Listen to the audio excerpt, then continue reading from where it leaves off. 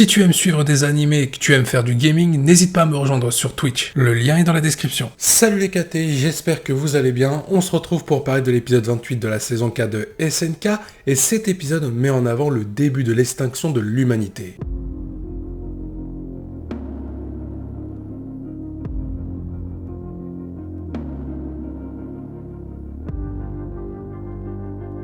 Alors, au niveau du scénario global de l'épisode, il est clair et net qu'on n'avance pas du tout, il n'y a rien du tout qui permet à l'œuvre de SNK d'avoir des informations complémentaires. On sait déjà tout ce qui va se passer, et notamment les enjeux qui sont évoqués par rapport au pouvoir du grand terrassement du côté du personnage de Eren. Là, cet épisode va se concentrer un petit peu sur un rappel par rapport aux décisions de Mikasa à l'égard de Eren, mais aussi un rappel au niveau de la vision du monde qu'a le personnage de Eren par rapport à ses ennemis et sur ses intentions qu'il veut faire pour les éliminer, sur le fait qu'il veut utiliser les titans contre eux pour protéger l'île du paradis et notamment ses amis. C'est ça qui est vraiment évoqué dans cet épisode, c'est plutôt bien fait. Comme je l'ai dit précédemment, au niveau du scénario, on n'avance pas réellement au niveau de l'œuvre de SNK, on n'en apprend pas plus sur les enjeux ni sur les conséquences qui vont suivre, puisque ça a déjà été évoqué dans les épisodes précédents. Toutefois, en termes de chronologie par rapport à l'avancée des événements, avec l'arrivée des titans sur le continent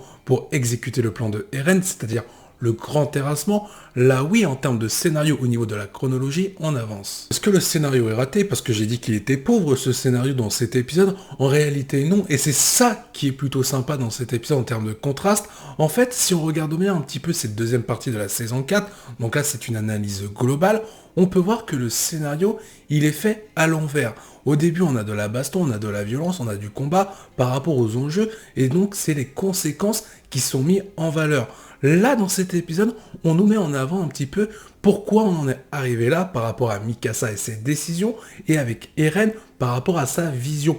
Tout est en train de s'entrechoquer, on est sur un scénario à l'envers. Au final, si on regarde un petit peu la stratégie de Mappa, en divisant la saison 4 en 3 parties, on peut voir que c'est très intelligent. La première partie va se concentrer sur la bataille entre les soldats eldiens et les soldats Nomards, toujours en train de se poursuivre par rapport aux saisons précédentes, par rapport à un enjeu encore inconnu par rapport au pouvoir du grand terrassement. La deuxième partie va se concentrer sur une bataille commune par rapport au fait que le pouvoir du grand terrassement est capable d'annihiler une partie de l'humanité, si ce n'est la majorité. La partie 3 va donc se concentrer sur cette guerre totale pour la liberté de l'humanité. Mais pour se concentrer sur la partie 2, on va dire que la toute première partie de cette partie 2, on peut voir de la violence, de la bataille, et dans la deuxième partie, comme je l'ai dit, on peut voir un scénario pour nous rappeler pourquoi il y a eu cette violence et notamment ces différentes batailles. Au final, cette structure de scénario global pour la partie 2 de la saison 4 va se retrouver pour les 3 parties. La partie 3 va résumer pourquoi on en est arrivé là sur le fait des précédentes batailles et des différents conflits qui étaient enfouis par rapport au passé. Ensuite, pour rester un peu centré sur cet épisode, en termes de scénario, il y a quand même une mise en valeur par rapport au drame qui va arriver en fonction de ce qui va se passer par rapport à l'humanité suite au pouvoir du grand terrassement de Eren. La quasi-majorité de l'épisode, on se concentre sur les décisions de Mikasa, sur ses choix par rapport à Eren, et de l'autre côté, on se concentre sur les choix et les décisions définitives du personnage de Eren à l'égard de Mikasa et de ses amis par rapport au reste du monde. Au final, la première partie de l'épisode, si ce n'est les 3/4, a appuyé la deuxième partie de l'épisode pour mettre en avant les titans qui s'apprêtent à décimer l'humanité sur les continents. Autre point aussi qui est très sympathique en termes de nostalgie par rapport à la saison 1 de SNK, c'est d'inverser les rôles par rapport à l'horreur que va subir les humains se trouvant sur le continent face aux titans. On peut voir que les rôles se sont inversés comme je l'ai dit, car à l'époque, c'était Eren qui assistait à l'horreur lors de l'arrivée des titans sur l'île du paradis. Cette fois-ci, c'est Eren qui a lancé cette armée de titans face aux humains qui se trouvent sur le continent. On peut voir vraiment un beau clin d'œil, notamment sur les dernières scènes de l'épisode, j'ai bien aimé. Pour donner une note sur le scénario de l'épisode, je vais le noter en fonction un petit peu de ce qu'il représente par rapport à cette partie 2 de la saison 4, et ce sera une note de 8 sur 10.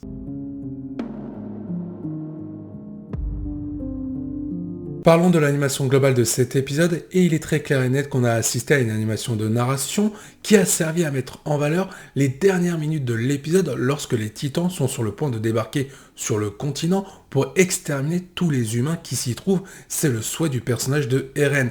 Mais ce qui est très intéressant à noter par rapport à l'effet de mise en scène et surtout l'animation globale de cet épisode, c'est qu'elle a mis surtout en avant la deuxième partie, comme je l'ai dit, grâce à sa première partie, en opposant un petit peu les décisions de Mikasa avec la vision du monde qu'a le personnage de Eren suite un petit peu au conflit qui entoure les soldats eldiens, l'Empire eldien, mais aussi les soldats de Mar. Donc c'est très intéressant de faire un contraste, une opposition entre deux personnages qui autrefois s'appréciaient pour finalement rendre un petit peu l'enjeu beaucoup plus important. L'animation a surtout misé sur les émotions qu'il devait y avoir en fin d'épisode, notamment pour préparer le drame qui va se produire au niveau de l'humanité. Et aussi, il y a une petite cerise sur le gâteau. Alors là, c'est un détail pour rajouter du crédit. C'est le titre de l'épisode, L'aube de l'humanité. Ça résume parfaitement ce qui s'est passé dans le contenu. La première partie de l'épisode, c'est-à-dire les 3/4, se sont concentrés sur les décisions qui ont impacté la liberté de l'humanité. Et la deuxième partie de l'épisode,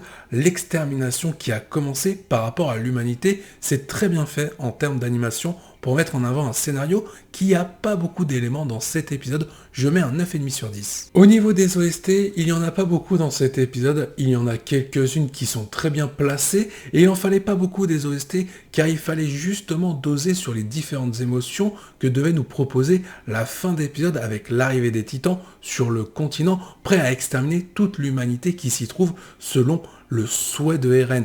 Et ce qui est très intéressant, c'est qu'on peut voir que les OST qui sont utilisées appartiennent soit à l'opening, soit à l'ending, mais surtout, elles accompagnent les différents événements qui sont en train de se produire pour raconter une histoire. Vous l'aurez compris, les OST ont eu des caractéristiques très intéressantes, c'est plutôt rare, mais c'est souvent utilisé aussi notamment pour les films.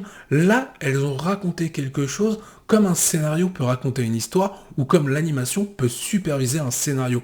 Là, ces OST ont eu cette caractéristique-là et ça rendait hyper bien dans cet épisode malgré le fait qu'il y en a eu très peu. La note concernant les OST globales de cet épisode, c'est un 10 sur 10. Pour terminer avec le design, il est clair et net qu'on est sur de la très haute qualité de A à Z dans cet épisode, que ce soit pour l'atmosphère un peu plus conviviale dans la première partie de l'épisode sur les 3/4 et pour le côté horreur dans la seconde partie de l'épisode, notamment dans les dernières minutes, pour montrer un petit peu l'arrivée des titans et l'horreur de ce que va subir l'humanité. C'est très bien fait, les paysages sont détaillés, les personnages sont hyper bien réalisés, on peut voir l'horreur sur leur visage, on peut voir l'incompréhension pour certains et certaines, notamment Mikasa, et on peut voir aussi des convictions affirmées pour d'autres, comme le personnage de Eren. C'est un 10 sur 10 pour le design global de l'épisode.